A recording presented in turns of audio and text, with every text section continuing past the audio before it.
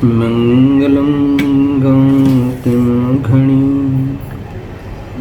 मंगलम कुंदकुंदार्यो जैन धर्मोस्तु मंगलम सर्वमंगलमांगल्यं सर्वकल्याणकारकं प्रदानं सर्वधर्माणां जैनं जयतुं शासनं जैनं जयतुं शासनं। नमस्मै साराय स्वानुभूत्या च कमसुते जित्से भावाय भावाय सर्वे भावान्तरञ्च आत्मरूपयं परमद्भुते याहिनखे भवसिन्धुतरो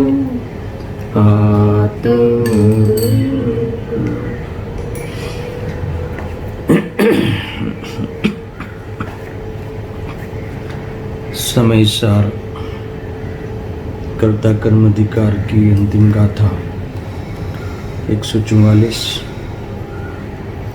सम्यक्त्व और सुज्ञान की जिस एक को संज्ञा मिले नय पक्ष सकल विहीन भाषे वो समय का सार।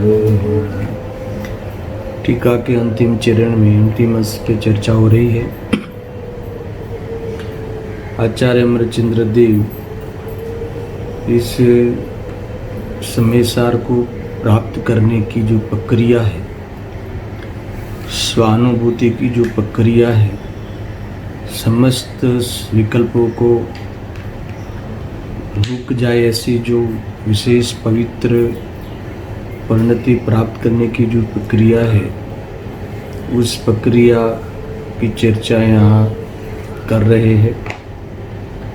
इसमें इन्होंने प्रारंभ में कहा कि क्या करना चाहिए, क्योंकि प्रथम श्रुत ज्ञान का अवलंबन लेकर ज्ञान स्वभावी भगवान आत्मा का निश्चय करके उसकी प्रकट प्रसिद्धि के लिए मति ज्ञान को मर्यादा में लाकर आत्मसन्मुख करना चाहिए। यहाँ तक बात हुई ना।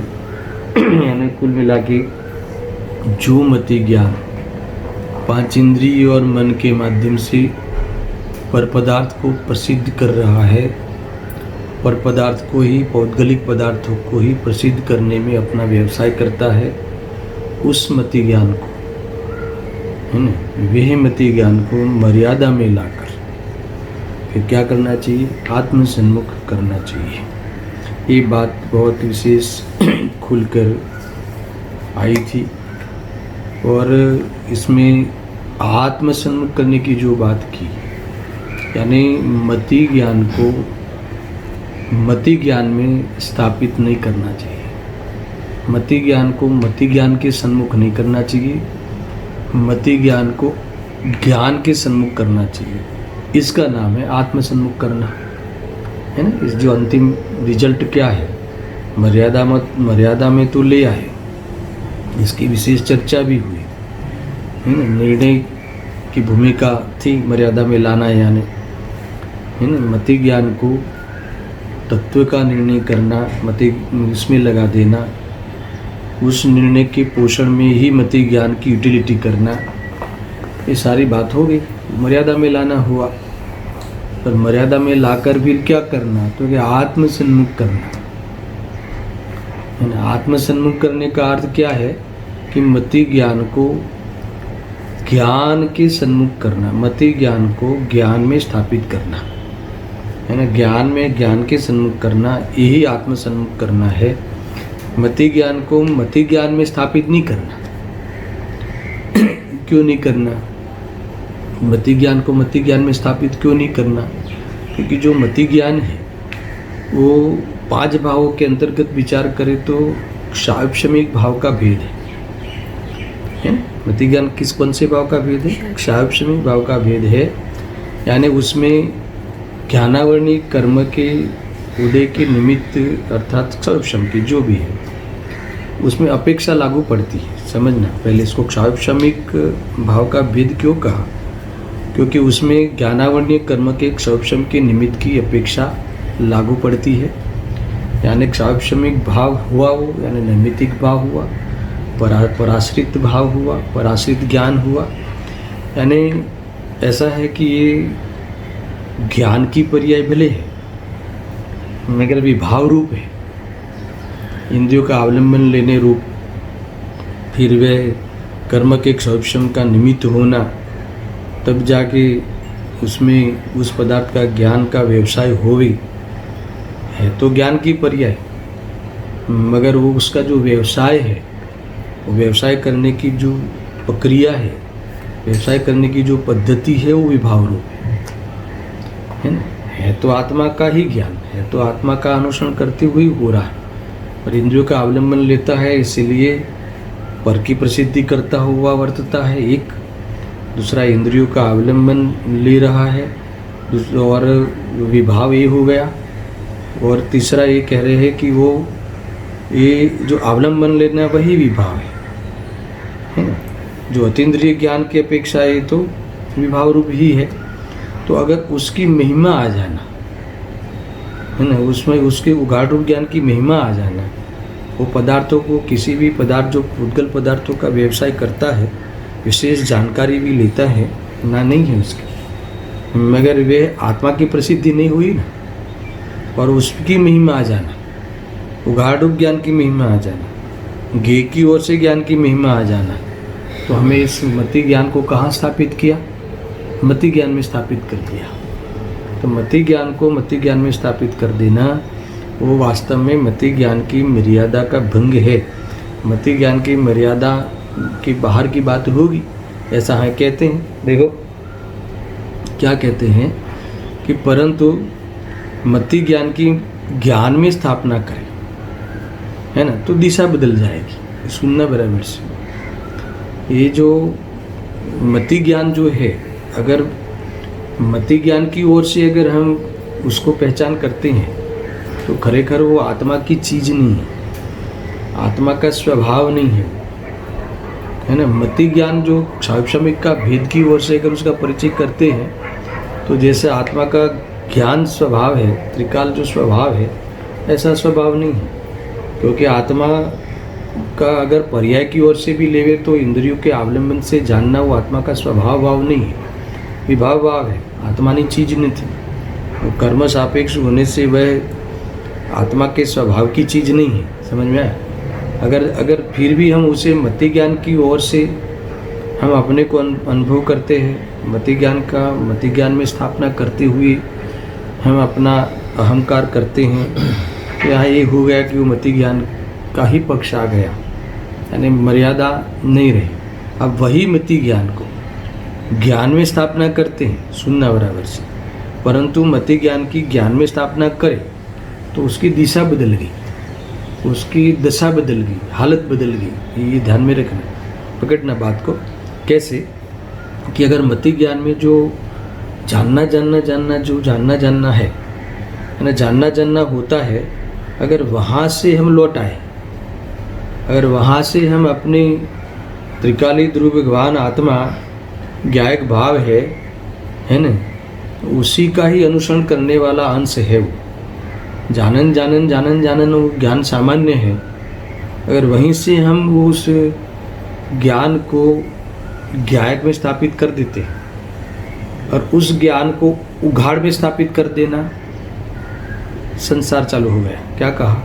उस ज्ञान को ज्ञेयों के व्यवसाय में जो चल रहा है, तो उस ओर से हमें उस ज्ञान को वहाँ से देखना, तो वो संसार चालू हो गया। क्यों? क्योंकि वो जो ज्ञेय है, वो जानने में आने वाले जो पदार्थ है, वो मेरे मुक्ति का कारण नहीं है। और उस ज्ञान का जो व्यवसाय है, ज्ञाकार ज्ञान का व्यवसाय है, उसमें जानन जानन जानन जो है, अगर उस ओर से अगर हम लौट आते हैं और उस ओर से हम वो किसकी प्रवृत्ति है, तो क्या वो कहाँ से पैदा हो रहा है, तो अगर ज्ञायक की दृष्टि कर लेते हैं तो समझ लेना कि ये जो सारे भेद है वो सारे भेद समन हो जाएंगे, क्योंकि वहाँ तक आपकी हमारे स्वभाव की मर्यादा है। मगर वो ज्ञेयों का राग मिश्रित जो ज्ञान में प्रवृत्ति कर लेता है तो समझ लेना वो ज्ञान स्वभाव से विरुद्ध काम है। राग मिश्रित ज्ञान की प्रवृत्ति कोई आत्मा की शोभा नहीं है। मगर जानन जानन की ओर से अगर हम ज्ञायक की दृष्टि कर लेते, वही दिवस के प्रवचन को भी थोड़ी देर में पढ़ते हैं, आत्मसन्मुख करने के लिए वो वही बताया है, एक ही पंक्ति में इन्होंने इशारा कर दिया। इसलिए मुझे आज भाव आया कि वो ज्ञान को अगर स्वभाव, वो मति ज्ञान अगर ज्ञान की तरफ झुक जाता है, मति ज्ञान में जो जानन जानन स्वभाव है वहाँ झुकाव हो जाता है, तो ज्ञायक से अभिन्न है, तो उसे अपना त्रिकाल स्वभाव दिख जाएगा, अर्थात तो वही आविर्भाव हो जाएगा। ज्ञेयाकार ज्ञान का तिरोभाव हो जाएगा। ज्ञेयाकार स्वभाव की तरफ जाने की कोई बात ही नहीं आएगी, है ना। ज्ञेयाकारों की तरफ हमारी कोई इष्ट अनिष्ट की कोई बात ही खड़ी नहीं होती, क्योंकि वो हमारी चीज़ ही नहीं है।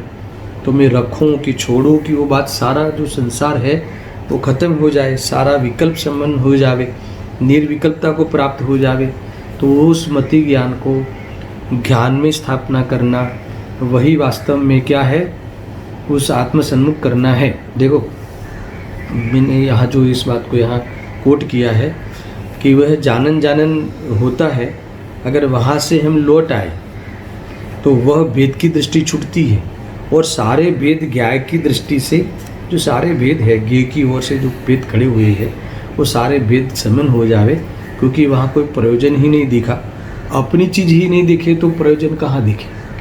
देखो एक सामान्य मनोविज्ञान है कि कोई बाहर मान लो कि एक्सीडेंट हुआ, समझ लो, और फिर हमें किसका एक्सीडेंट हुआ, तो क्या अपनी गाड़ी का नहीं हुआ, तो फिर अभी उस बारे में विचार करना, उस बारे में फिर ज्ञान को लगाने का कोई प्रयोजन ही नहीं रहा।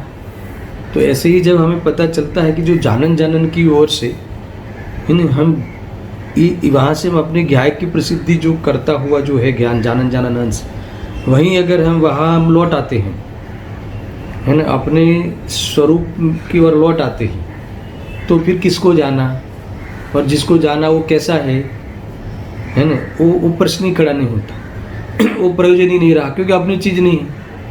अपनी चीज़ जो होती हो तो बहुत कुछ प्रश्न खड़े हो जाते, विकल्प खड़े हो जाते, पर अपनी चीज़ मिल जाती है जानन जानन और के ओर से, जब ज्ञाय की दृष्टि हो जाती है तो फिर कोई प्रश्न ही खड़ा नहीं होता, है ना। ज्ञाय की दृष्टि में सारे भेद समन हो जाने का अर्थ है जानन जानन की ओर से हमें अपना जानन स्वभाव, वो जानने वाला जाननहार जो मैं हूँ, सदा वो मैं हूँ, उसका वो हमें पता आ गया, उसकी हमें खबर आ गई, तो फिर जानने में आने वाले ज्ञेयों के प्रति, है ना, हमें कोई भी प्रकार का प्रयोजन भाषित नहीं होता।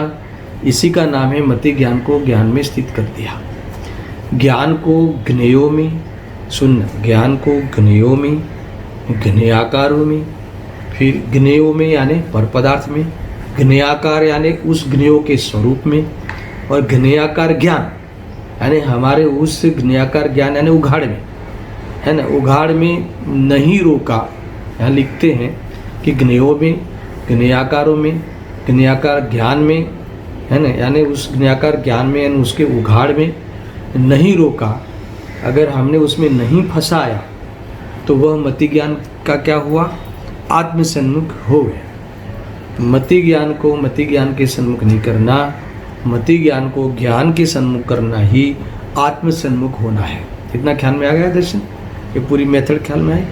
मैंने 3 भेद करके बताया। मति ज्ञान को उस ज्ञान में स्थित कर देने का अर्थ है कि उस ज्ञान को ज्ञेयों में यानी जानने में आने वाले पदार्थों में, ज्ञेयाकारों में यानी उस पदार्थों के स्वरूप में, वो पदार्थ का जो भी स्वरूप हो, खट्टा हो, मीठा हो, कड़वा हो रहा हो, कारा हो, जो भी हो, उसके उस ज्ञाकारों में, यानी उस ज्ञ के स्वरूप में। फिर यहाँ कहते हैं कि ज्ञाकार ज्ञान में अथवा ज्ञाकार ज्ञान के उघाड़ में। क्या कहा? ज्ञाकार के ज्ञान के उघाड़ में। वो तो अपनी परिणति हुई, वहाँ भी हमने उसको नहीं रोका। कैसे नहीं रोका? क्योंकि ज्ञान में स्थित हो गए। ज्ञाकार ज्ञान में हमने ज्ञान को देख लिया। ज्ञाकार ज्ञान में हम ज्ञाकार ज्ञान में क्या आता है ना? पंखा के आकार के ज्ञान में क्या है? पंखा है कि ज्ञान है? ज्ञान है। तो वो ज्ञान हमें दिख जावे तो मति ज्ञान आत्मसन्मुख हो गया।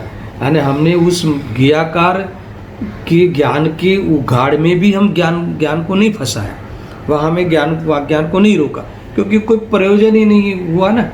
क्यों नहीं हुआ? कोई पूछ सकते हो, ज्ञाकार ज्ञान तो ज्ञान ही है ना। हाँ, ज्ञान ही है, ज्ञान ही कहते हैं उसको, मगर ज्ञान ही कहते हैं। मगर यहाँ कहते हैं कि मगर उस पर दृष्टि नहीं जाती, और उस पर दृष्टि नहीं करते है ना, और वह उस उघाड़ पे दृष्टि चली गई तो अहंकार हो जाएगा। समझ में आया ना? उघाड़ पे दृष्टि चली गई तो मैंने इतना जाना, मैंने इसको जाना, ये अहंकार हो जाएगा। और जब ज्ञानहीन हो जाएगा, क्योंकि आपका प्रश्न ये हुआ ना कि भी ज्ञाकार ज्ञान तो ज्ञान ही है ना, तो उसके प्रति भी, उसमें भी नहीं फंसाना, उसमें भी नहीं रोकना, ऐसी कैसे बात करते हो, है ना? ये प्रश्न हो सकता है आपको। तो यहाँ ये कहते हैं कि हाँ वो ज्ञान ही है, ना नहीं है, वो ज्ञान ही है। मगर यहाँ कहते हैं कि हमको उस पर दृष्टि नहीं पड़ती ना, वहाँ से हम उसको पकड़ते नहीं ना, वहाँ से हम अपने वो सामर्थ्यशाली भगवान आत्मा का दर्शन नहीं करते। मगर उघाड़ पे, हमारा मात्र उघाड़ पे है ना ध्यान चला जाता है तो अहंकार हो जाता है कि मैंने बहुत जाना।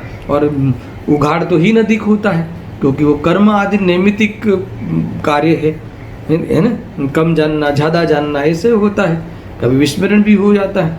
तो यहाँ कहते हैं कि जब वो फिर हीन होता है तो हम अपने को हीन अनुभव करते हैं, ये दशा हो जाती है। तो यहाँ कहते हैं कि फिर अपने को हीन मान लेता है, तो ज्ञान ही ऐसा है, अथवा वो ज्ञान ही है। क्या कहा? वो जो ज्ञाकार ज्ञान में ज्ञान ही है, ऐसा हमने कहाँ माना? उसका पक्ष तो रहा नहीं। क्योंकि अगर देखो, उस ज्ञाकार ज्ञान में ज्ञान को देख लेना, उस मति ज्ञान में ज्ञान को देख लेना, उस मति ज्ञान में उघाड़ की ओर ध्यान नहीं देना, ज्ञेयों की ओर तो ध्यान चलो तुमने छोड़ दिया, ज्ञाकारों के तरफ भी ध्यान छोड़ दिया, वो जानने में आने वाले पदार्थों के बारे में भी, वो तो पर है ऐसा आपने जान लिया। मगर मैं कह रहा हूँ कि उघाड़ पे अटक गई। अगर उसमें वो ज्ञाकार ज्ञान में अगर ज्ञान को जान लेते तो उघाड़ पे नहीं अटकते। अगर उघाड़ पे अटक गए तो हमने उस मति ज्ञान की उपाधि में अटक गई, तो तुरंत आप कंपेयर करोगे कि तो मुझे खबर पड़ी है, मैंने जाना है, मैं आपसे ज़्यादा जानता हूँ, ये बात खड़ी हो जाएगी। और ऐसा जानना तो कमबड़ होता है। अगर वो उघाड़ तो कमबंद होता है, क्योंकि वो कर्म नैमित्तिक दशा है। समझ में आया कि नहीं? तो ये है, अगर ये भाव छूट जाए और कोई जीव एक इंद्रिय में चला जाए तो अक्षर के अनंत भाग वाला ज्ञान रह जाए पर्याय में, तो ऐसा भी हो सकता है। और इसी भाव में ही कमबड़ होता है। समझ में आया कि नहीं? तो मेरा ये कहना है कि तो फिर ये ज्ञान ही है, ऐसा कहाँ रहा? आपने प्रश्न कहा ना ज्ञान ही है, तो ऐसा पक्ष तो आपको आया ही नहीं। इसलिए उघाड़ की तरफ ध्यान नहीं देना है। भले वो उघाड़ में वो ज्ञान ही प्रवर्तन कर रहा है, मगर उघाड़ की उपाधि से नहीं देखना है, उसको ज्ञान की समाधि से देखना है। क्या कहा है ना? उघाड़ वो प्रकृति का खेल है और ज्ञान वो अपने स्वभाव का खेल है। समझना? प्रकृति यानी कर्म प्रकृति का खेल है उघाड़, और ज्ञान है अपना स्वभाव का खेल है। तो अगर हम उस ज्ञान की ओर से अपने को देख लेते हैं तो फिर बात, वो संसार खत्म हो गया, फिर वहाँ भटकना खत्म हो गया, फिर ज्ञान कोई विकल्पों के साथ रहने का कोई प्रयोजन ही नहीं रहा। वो ज्ञान समाधि को प्राप्त हुआ, वो ज्ञान शांति को प्राप्त हुआ, हल में आया ना? वो ज्ञान निर्विकल्प को प्राप्त हुआ, वो ज्ञान अपना जो स्वभाव है आनंद देने का है ना, वो कार्य करने लगा। ज्ञानानंद स्वभावी भगवान आत्मा है ना, ज्ञाता दृष्टा रहकर अपने को अतीन्द्रिय आनंद का, अतीन्द्रिय ज्ञान और आनंद का दान देता है। यही वास्तव में ज्ञान का, वर्तमान मति ज्ञान का है ना आत्मसन्मुख होने रूप कार्य है। इतना ख्याल में आया? बहुत भाई गजब की बात है। देख लो देखो यहाँ कहते हैं कि उसको विशेष में ही अटक गया। ये तो विशेष है ना? ये जो मति ज्ञान में ये जाना वो जाना है तो विशेष है, जाना वो सामान्य है। तो वहाँ से अगर हम लौट आते हैं तो हम विशेषों में नहीं फंसते। अगर विशेषों में फंस गए तो जो ज्ञान सामान्य का तिरोभाव कर दिया तो ज्ञान को बताने वाला जो निरंतर घोषित करने वाला प्रकरण था वो हमारा समाप्त हो गया, प्रसंग ही नहीं रहा। ऐसा यहाँ कहते हैं। मति ज्ञान में मति ज्ञान को स्थापित नहीं करना। अगर हम उस मति ज्ञान को उसकी उपाधि की ओर से, उघाड़ की ओर से अगर हम मति ज्ञान की महिमा करते हैं तो मति ज्ञान में स्थापना हो गई। और उसी मति ज्ञान में अगर हम उसको ज्ञान देखते हैं, वहाँ ज्ञान का परिणमन है, वो ज्ञान की प्रवृत्ति है ना, वो ज्ञान को ही बताने वाला परिणमन है। अगर ऐसा हम ज्ञान को ज्ञान में स्थापित कर देते हैं तो ज्ञान की दृष्टि हो जाती है। इतना ही है। देखो संसार और मोक्ष वही की वही अब हमें समझ में आवे ऐसा है ना। जणाए एम छे, मुक्ति और ये जो संसार दोनों हमें वहाँ समझाए, जणाए एम छे। बस वो हमारे पे है, हम किसको सिलेक्ट करते हैं, हमारे पे है कि हम कहाँ जाना चाहते हैं। समझ आए कि नहीं? हमें ऐसा लगे कि नहीं, हमें उघाड़ में ही दुनियादारी करनी है, उघाड़ में ही हमें वास्तव में दुनिया जहाँ से देखती है, जहाँ से हमें जानती है, तो ठीक है, तुम बहुत नामी विद्वान है ना, तुम वो अभी ख्याति कहते हैं ना, कौन सी ख्याति, देश विदेश में ख्याति को प्राप्त, ऐसे सब देते हैं ना विद्वानों को, इसे बहुमान देते हैं। ऐसा देखो, ये तो जो असाधर्मी होते हैं है ना, ये जो समाज होता है गुणग्राही होता है, वो इस प्रकार से प्रशंसा करे मगर वो हमारी प्रशंसा नहीं है। समझ में आया कि नहीं भाई? बहुत बड़ी बात है। देखो मैंने शायद कई बार कहा है, आज पुनः कहता हूँ कि उदाहरण एक बताता हूँ। ये जो अभी सुन भी रहे होंगे हमारे मित्र राकेश भाई, सुन भी रहे होंगे। एक बार हम सब अपने सारे मित्र, शायद आप सब लोग होंगे भी, फिर भी आपको याद करा देता हूँ कि कहीं प्रसंग में जा रहे थे तो एक ही बस में साथ में बैठे थे, पीछे लौकिक प्रसंग में जा रहे थे। फिर भी हम तो स्वाध्याय की चर्चा, ये सब इस तत्व की चर्चा करते थे। तो उस समय ऐसी सामान्य बात निकली कि हमारे राकेश भाई को मेमोरी बहुत है। अरे उनके घर में हर व्यक्ति को मेमोरी बहुत है ना। बस कभी कहीं भी कोई भी भक्ति एक बार सुन ले तो याद रह जाए। तो तुरंत राकेश भाई बोले, सुन भी रहे होंगे आप, सुनना है ना। तो ये तुरंत बोले कि नहीं, वो पहले जो मेमोरी थी ना, वो पहले जो मेमोरी थी इतनी अभी नहीं रही। तो मैंने तुरंत कहा कि भाई मैंने तो आपकी बात ही नहीं की है ना, तो तुम अपने को मेमोरी वाला मान लेते हो। समझ में आया? वो तो तुम्हारी भूल है। ये तो कोई राकेश भाई की बात थी, ये तुम तो भगवान आत्मा हो, ये मेमोरी से तुम अपने को अनुभव करोगे तो ये सारी बात खुलेगी है ना। ये मैं आपकी बात ही नहीं करता हूँ, ये तो मैं कोई किसी क्षम की ओर से किसी व्यक्ति की बात करता हूँ। समझ में आया कि नहीं? एक देखो ऐसा है कि जिसकी बात मैं करता हूँ वहाँ से वो शायद जवाब देते होंगे, ना नहीं है, मगर मुझे वो याद नहीं कराना था। मुझे तो उनको यही याद कराना था कि ये जो मेमोरी है वो वास्तव में है ना, वो मति ज्ञान मेमोरी से अगर हम अपने को अनुभव करते हैं तो मति ज्ञान को मति ज्ञान में स्थापित कर दिया। समझ में आया? मगर मेमोरी कम हुई, मेमोरी ज़्यादा हुई, ऐसा जिसमें जानना हुआ। कम हुई तो कम का जानना हुआ, ज़्यादा हुई तो ज़्यादा का जानना हुआ कि नहीं हुआ। तो अगर जानना हुआ वही से अगर हम अपनी पहचान करते हैं तो ये जाननहार में हूँ तो जानना मेरा धर्म है, जानना मेरा जीवन है, जानना मेरी दुनिया है। उस दुनिया में मैं रहता हूँ, ज्ञेय कौन बनता है उससे मेरी ज्ञान की कीमत नहीं होती। मैं जानने से मेरी कीमत है, जानने से मेरी पहचान है। समझ में आया कि नहीं? कोई कौन सा गेज झलकता है इससे कोई ज्ञान की कीमत नहीं। समझ में आया कि नहीं दर्शन? मान लो कि जैसे जेरोक्स मशीन है, जेरोक्स मशीन, इसमें कोई ऐसी कोई मान लो कि ये अब दवाइयाँ है, कुछ दवाइयों की लिस्ट आई पेपर में, है ना, ये काढ़ा ऐसा बनता है, काढ़ा वैसा बनता है, उसकी आपने जेरोक्स निकालने गए और कोई व्यक्ति उसी समय कोई ऐसा कागज़ लेके आया कि जिसमें 100 करोड़ की कोई मिल्कत का दस्तावेज था, समझ में?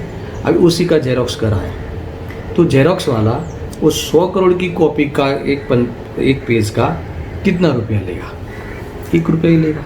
और हम जो ये काढ़ा की रेसिपी लेके गए थे तो उस रेसिपी के जेरोक्स का कितना लेगा? 1 रुपया ही लेगा।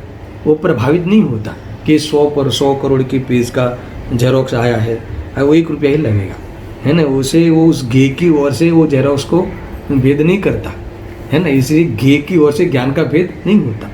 किसको जानता है तो 1 करोड़ के हीरे को जाने तो ज्ञान बढ़िया हो गया, और कोई गटर की गंदगी को जाने तो ज्ञानहीन हो गया, ऐसा नहीं होता है। समझ आया कि नहीं? अच्छा मुझे बताओ, द्रव्यान योग के विषय को जाने और कर्णान योग के कोई विषय को जाने, दोनों में से कौन सा ज्ञान महान है ना? कौन सा भी ज्ञान, अरे ज्ञान तो जानता है वहीं से वो महान है।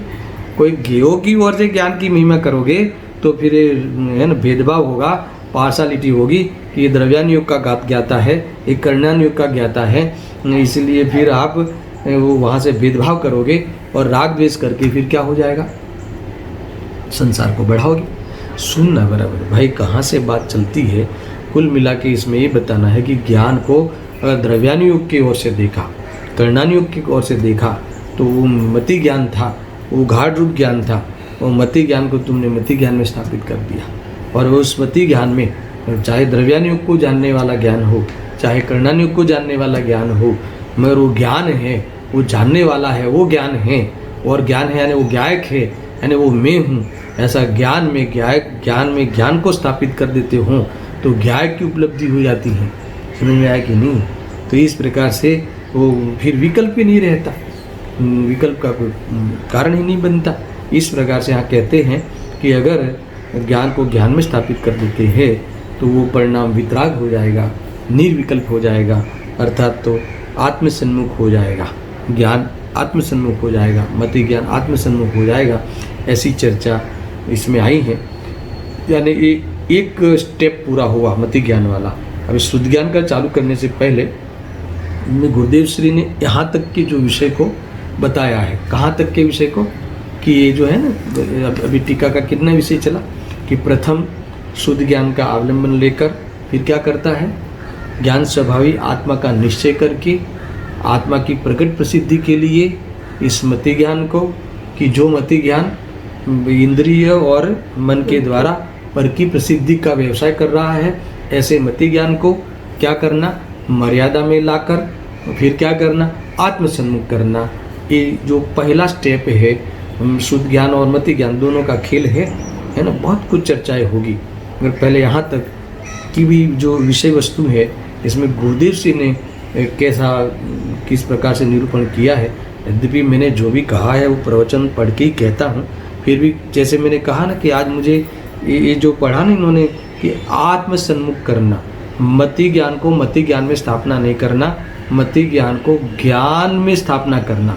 यानी अगर वहाँ हम उसको ज्ञान में झुकाते हैं, मति ज्ञान में हम ज्ञान को देख लेते हैं, ये वाली बात मुझे प्रवचन में से मिली, समझ में आया ना।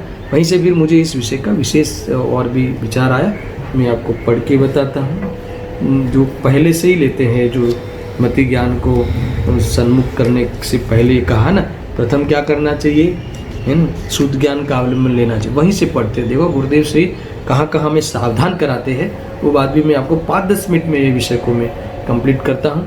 और इसके बाद अपना दूसरा जो और आगे स्टेप है कि शुद्ध ज्ञान की जो बुद्धियाँ है ना, वो उसको भी कैसे इसके भीतर ले आना है ना, और आत्मसन्मुख करना है। और ये सारी बातें चर्चा होगी, कोई भेद भी नहीं है।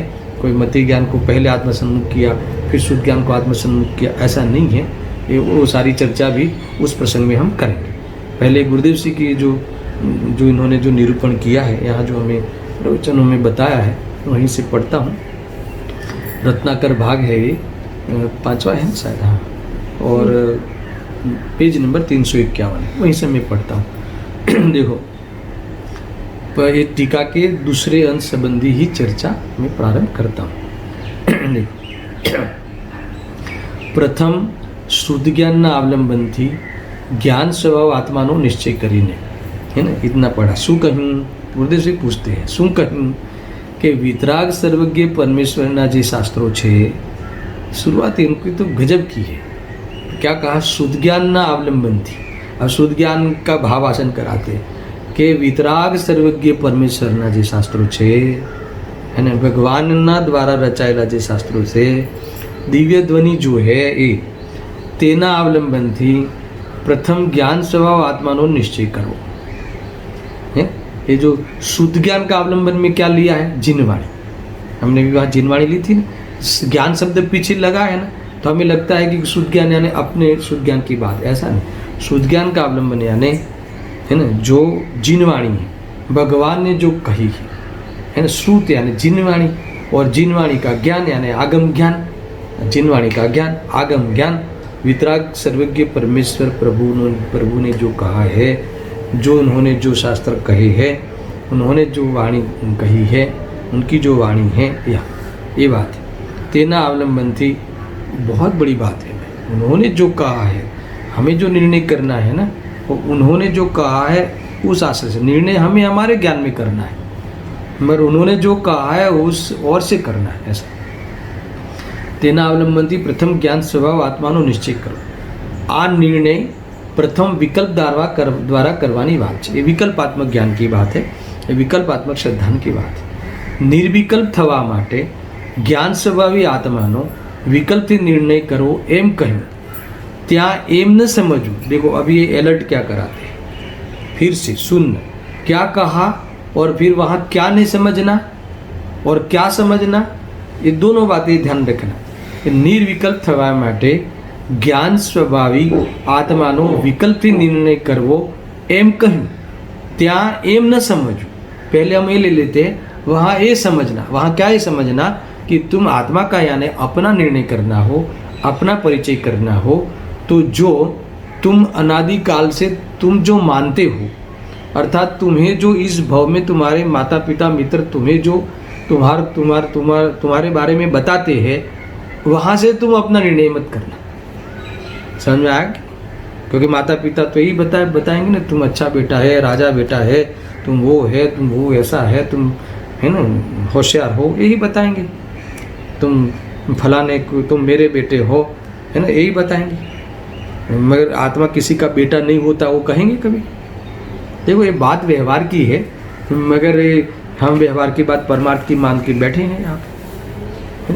किसी का बेटा कहना, भगवान को भी किसी माँ बाप के ही पुत्र कहना, इनके भी माँ बाप के नाम देना, ये सब तो आती हैं बात, मगर वास्तव में परमार्थ की बात नहीं है, व्यवहार की बात है। सुनना यानी हमें अपने बारे में जो हम अनादिकाल से समझते हैं, क्षणिक अवस्था की ओर से, ये वाली बात यहाँ नहीं लेना।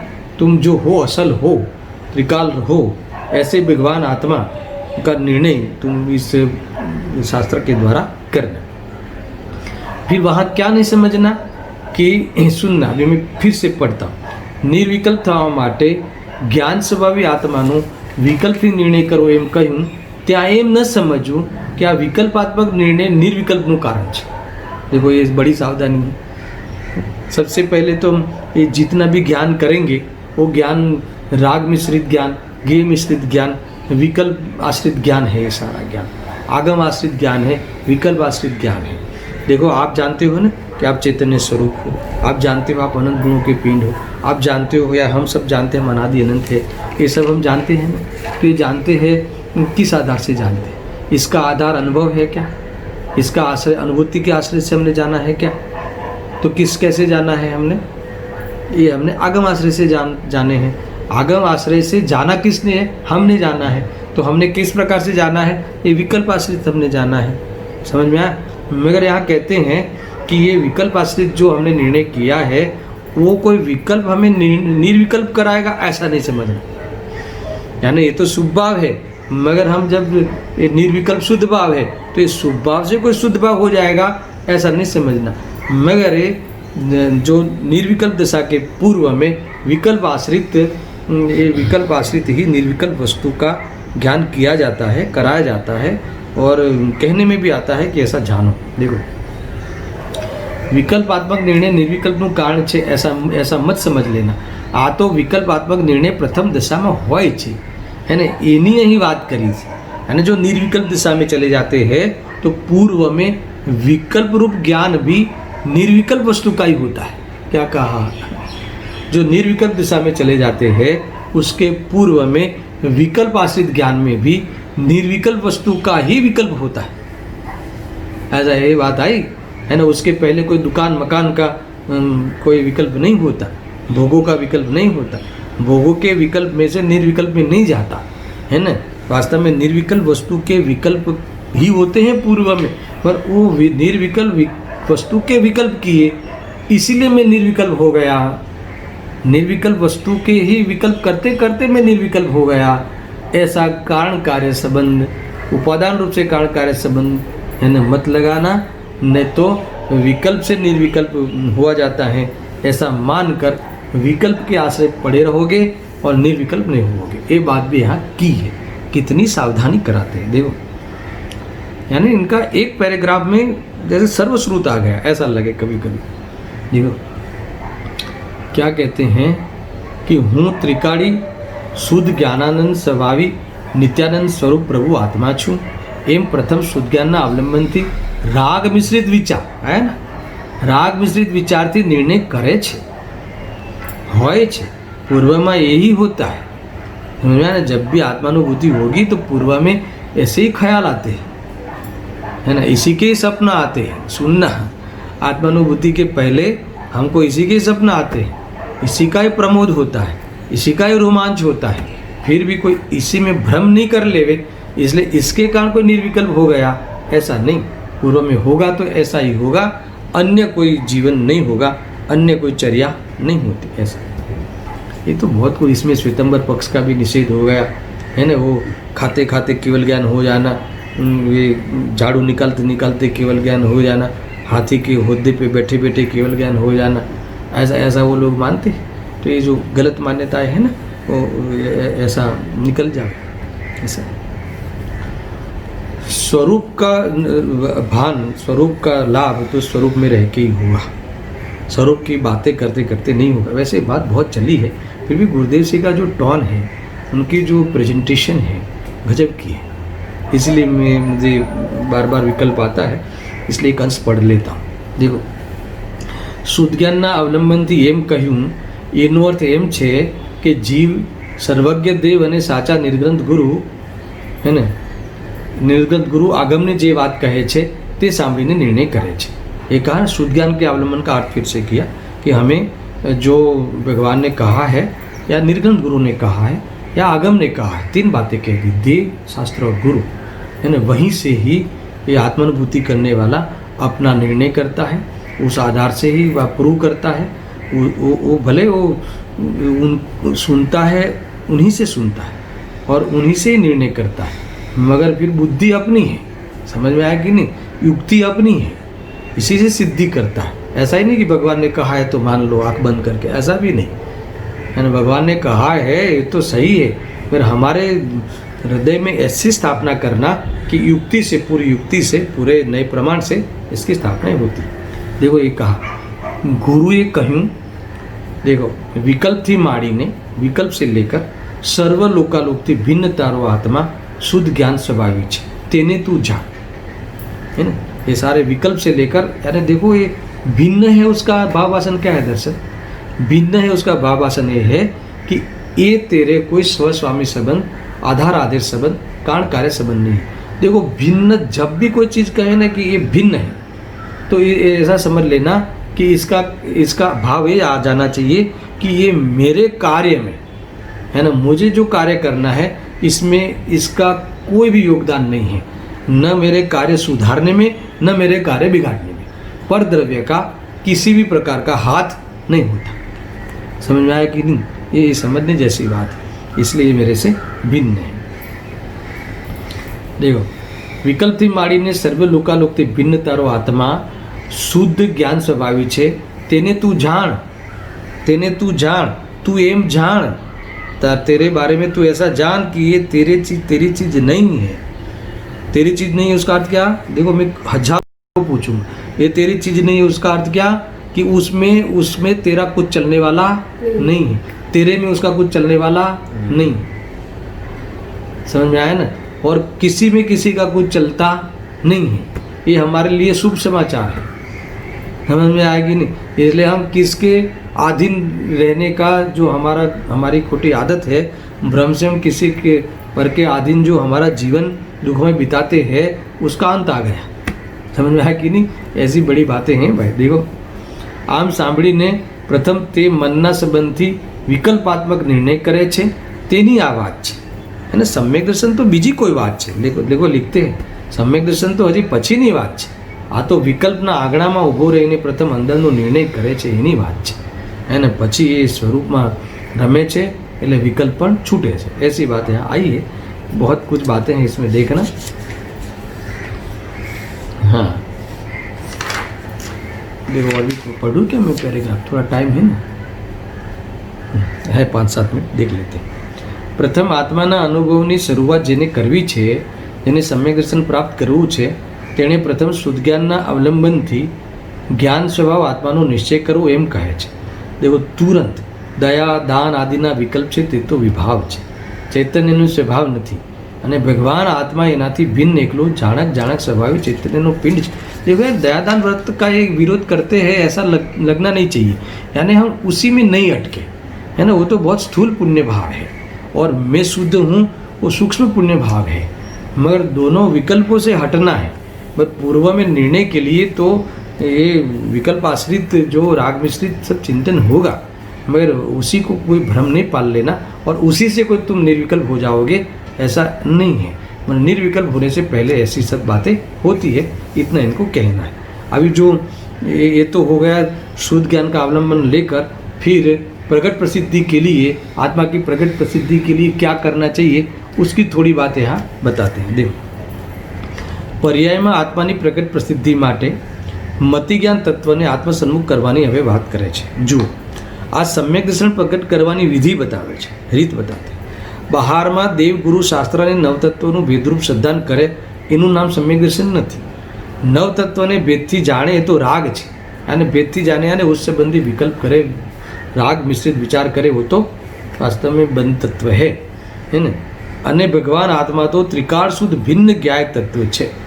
ये बातें यहाँ कही, गजब की बातें कहते हैं। गुरुदेव जी को महिमा आती है कि ये जो भगवान आत्मा तो त्रिकाल शुद्ध भिन्न ज्ञाय तत्व है। निगोजनी दशाમાં પણ जीव होय ते काळे पण ये भिन्न ज्ञाय तत्व है। क्या गजब की बात, क्या दृष्टि है। ये जो मैं ज्ञाय तत्व बताता हूँ, परिपूर्ण वाला, जिसकी श्रद्धा करनी है, जो बीजभूत परमात्मा तत्व है, वो निगोद की दशा में भी साबुत है। वहाँ भी वे कहते हैं कि ये सारी वो निगोद की दशा से भिन्न रहता हुआ वो ज्ञाय तत्व वहाँ मौजूद रहता है। गजब की बात है, ये यहाँ कहते हैं। अब सुनना, फिर भी हमें तो वो प्रगट प्रसिद्धि करनी है, तो क्या करना चाहिए उसकी थोड़ी चर्चा है। कहे छे कि आ इंद्रियों ने मन छे ने તે પર પદાર્થની પ્રસિદ્ધિના કારણો છે। એક એક ઇન્દ્રિય ગિનાતે, સ્પર્શ રસના ગ્રાણ ચક્ષુ અને કર્ણ, એમાં જે 5 ઇન્દ્રિયો છે એ શરીર का है ना, ये शरीर परिणाम को प्राप्त पुद्गल है, ये તે પર પદાર્થની પ્રસિદ્ધિના કારણો છે। બરાબર, ये सब हो गया है। तो गुरुदेव से का एक टोन देख लेते। इंद्रियों वडे भगवान आत्मा प्रसिद्ध था एवी चीज आत्मा नहीं। आत्मा ने प्रसिद्ध करती नहीं इंद्रिय, यानी इंद्रिय यानी इंद्रिय ज्ञान लेना। इंद्रिय तो वैसे जड़ है, वो क्या जाने, पर इंद्रिय के अवलंबन से जानने वाला भावेंद्रिय ज्ञान वो वास्तव में भगवान आत्मा की प्रसिद्धि नहीं करता, ये कहते हैं। अब सुनना, किसकी प्रसिद्धि करते हैं? वो पर की। अब पर में कौन कौन लिए ये सुनना, गुरुदेव श्री की स्टाइल। वितरागनी वाणी અને पंच परमेष्टि भगवान, ये बधा परद्रव्य है। गजब है। ये जो वितरागता की बात करते हैं, है ना, ये वितरागता की बात भी परद्रव्य है। समझ में आया? अरे वितरागता का विकल्प भी परद्रव्य है और वितरागी भगवान भी परद्रव्य है। ये कह रहे हैं वो वास्तव में वो जो हम शास्त्र के द्वारा, इंद्रिय ज्ञान के द्वारा ये सब हम जो जानते हैं, है ना, मगर वो कोई आत्मा की प्रसिद्धि नहीं है। और आत्मा की प्रसिद्धि तो वो ज्ञान द्वारा होगी, वो भावेंद्रिय ज्ञान में है ना, उससे वेद ज्ञान करना है। अभी आगे वो थोड़ा इशारा किया है 31वीं गाथा का, देखो પરમેષ્ઠી ભગવાન એ બધા પરદ્રવ્ય છે, ઇન્દ્રિયો અને મન દ્વારા આ બધા પરપદાર્થ પ્રસિદ્ધ થાય છે, એ सब जानने में आते हैं, પણ આત્મા પ્રસિદ્ધ થતો નથી। જો ઇન્દ્રિય જીણિતતા, આ બધા શું છે? जो इंद्रिय जीणितता, जे इंद्रियों ने जीते છે ये जितेंद्रिय जीन છે। तो इंद्रिय में कौन कौन चीज़ें ली दर्शन पता है? इंद्रिय में 3 चीज़ें ली। ये 5 इंद्रिय वाला एक ग्रुप इंद्रिय, ये द्रव्य इंद्रिय हो गया है ना, 5 इंद्रिय और मन, वो जो जड़ वाला वो एक ग्रुप पूरा एक द्रव्य इंद्रिय हो गई। फिर भावेंद्रिय यानी एक सूक्ष्म ज्ञान ले लिया, और उनके विषय कौन बनता है? पर। ये जो वितरागी देव आदि वो सब पर, ये सबको जीतना है। जो जीतता है इससे अपने को भिन्न मानता है, वो इंद्रिय जीनितता। देखो ये जो चैतन्य शक्ति की अति सूक्ष्मता और चैतन्य शक्ति की फिर वो बताता है ना, तीन बातें बताई थी। चैतन्य शक्ति की अति सूक्ष्मता, चैतन्य शक्ति की अखंडता और चैतन्य शक्ति की असंगता। ये चैतन्य स्वभाव की ये 3 विशेषताओं के द्वारा, चैतन्य शक्ति की अति सूक्ष्मता के द्वारा द्रव्येंद्रिय को जीत लिया, भिन्न जाना। चैतन्य शक्ति की अखंडता के द्वारा किसको जीत लिया? भावेंद्रिय को, एक खंड खंड ज्ञान से अपने को भिन्न जाना, उसको जीत लिया। चैतन्य शक्ति की असंगता, किसी को भी जाने मगर उस रूप नहीं होता, ऐसी असंगता स्वभाव के द्वारा इन पदार्थों का है ना उसे जीत लिया। ये पदार्थों से भिन्न अपने को जाना। भिन्न जानने का अर्थ अधीनता नहीं रही, भगवान की भी अधीनता नहीं रही। भगवान आत्मा के शरण में रहने वाले परिणाम को भगवान की भी अधीनता नहीं रहती। भावेंद्रिय के उघाड़ ज्ञान की भी अहंकार नहीं होता, समझ में आया ना। और द्रव्य इंद्रियों की भी पड़ी नहीं होती। वो उपकरण, वो तो शरीर परिणाम को प्राप्त पुद्गल के ही अंश है, वो आत्मा की चीज़ नहीं है। जब इसे अपनी खरी खबर पड़ जाए तब द्रव्य इंद्रिय जनितता सारे इंद्रियों से जीत लिया है। ये ज्ञान शंकर दोष को मिटा दिया है। समझ में आया कि नहीं? वही वास्तव में जितेंद्रिय जीन है, वही वास्तव में निर्विकल्प दशा है, वही आत्मानुभूति है, वही वास्तव में प्रकट करने योग्य है, वही मति शुद्ध ज्ञान की आत्म सन्मुखता है। ऐसी बात गुरुदेव जी ने कही है। देखो मैं 2-4 पंक्ति है अभी। इंद्रियों અને મન દ્વારા આ બધા પર પદાર્થ પ્રસિદ્ધ થાય છે, પણ આત્મા પ્રસિદ્ધ થતો નથી। જો ઇન્દ્રિય જીણિતતા, ગુરુદેવ से याद कर लेते, आनंद आया। એમ ગાથા 31માં જે વાત કરી હતી તે વાત અહીં બીજી રીતે કહે છે, એ જ વાત અહીંયા છે, है ना। ऐसा ભગવાન આત્મા ચૈતન્ય મૂર્તિ મહાચૈતન્ય હિલ્લો છે, તેની પ્રસિદ્ધિ માટે આપણે ઇન્દ્રિયોની પાસે જવાની જરૂર નથી। ઇન્દ્રિયોના વિષય જે જ્ઞાનમાં આવે છે એની જ પાસે પણ જવાની જરૂર નથી। તો કોની પાસે જવાની જરૂર છે? પોતાની પાસે જવાની જરૂર છે। તો પોતે ક્યાં છે? તો કે આ જે ઇન્દ્રિય જ્ઞાનમાં પણ જે જ્ઞાન છે, ઇન્દ્રિય જુદી છે, ઉઘાડ જુદો છે, પણ જે જ્ઞાન છે એ આત્મા છે। यहाँ लिखा है, मैं वो बात आपको बताना चाहता हूँ। देखो ભગવાન આત્મા ચૈતન્ય મૂર્તિ મહાચૈતન્ય હિલ્લો છે, તેની પ્રસિદ્ધિ માટે એટલે પર્યાયમાં તેના અનુભવ કરવા માટે પર પદાર્થના પ્રસિદ્ધિના કારણો જે ઇન્દ્રિયો દ્વારા અને મન દ્વારા પ્રવર્તી બુદ્ધિઓ છે તે બધાને મર્યાદામાં લાવીને મતિ જ્ઞાન તત્વને આત્મસન્મુખ કરવું એમ કહે છે। अब आत्मसन्मुख कैसे करना, ये थोड़ी बात बता के मैं समाप्त करता हूँ। देखो कहे छे इंद्रिय અને મન દ્વારા પ્રવર્તી જે બુદ્ધિઓ એટલે જ્ઞાનની અવસ્થાઓ તે બધીની મર્યાદામાં લાવીને મતિજ્ઞાન તત્વને આત્મસન્મુખ કરતા આત્મ પ્રસિદ્ધ થાય છે। ये तो मूल बात हुई, पर कैसे करे साहब? आत्मसन्मुख कैसे करे आत्म प्रसिद्धि के लिए? एक कथन में सारी चीज बता देते। इंद्रिय અને મન દ્વારા પ્રવર્તા જ્ઞાનનો જે પરસન્મુખ ઝુકાવ છે તે ત્યાંથી સમેટી લઈને સ્વસન્મુખ કરતા ભગવાન આત્મા જણાય છે। बस इतनी बात कह दी, इसमें सारी बात आ गई। इस पंक्ति से मुझे वो बात खुली थी। परसन्मुख झुकाव नहीं करना वही इंद्रिय ज्ञान में, और स्वसन्मुख झुकाव करना यानी क्या? तो स्वसन्मुख यानी वो इंद्रिय ज्ञान में जो ज्ञान है वो वहाँ लौट आवे, वहाँ झुकाव हो जावे। तो ये कहते हैं कि पूरा ज्ञायक है ना, वो उसको पकड़ने से पूरा ज्ञायक का दर्शन होता है ना, जिससे अभिन्न है वो हमें मिल जाता है। तो इससे जो ज्ञान है, मति ज्ञान है, वो आत्मसन्मुख होता हुआ खरेखर वो मोक्ष मार्ग में प्रवेश कर लेता है। ऐसी अद्भुत बात यहाँ आई है।